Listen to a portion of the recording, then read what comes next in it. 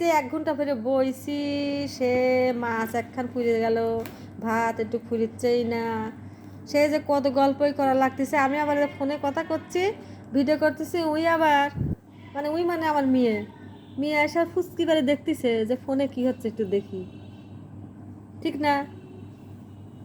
আর মুখের ভিতর ভাত নিয়ে একবার এই মুড়ি নিচ্ছে, একটু ধরে এই এই সাইডে একটু ব্যথা হয়ে যাচ্ছে, তখন আবার ওই সাইডে নিচ্ছে গালের, তারপরে ওই গালটা ব্যথা হয়ে যাচ্ছে, তারপর আবার এই গালের এই পাশে নিচ্ছে। তাহলে এরকম করে খাবার লাগলে সেই ভাতের কোনো স্বাদ থাকে আপনারা কোন? আর পারিনি।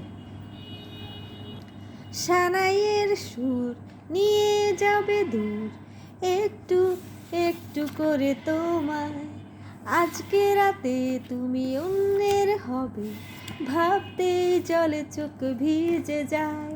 হ্যাঁ, হ্যাঁ, হ্যাঁ, এত কষ্ট কেন ভালোবাসায়, এত কষ্ট কেন বাচ্চা পালায়।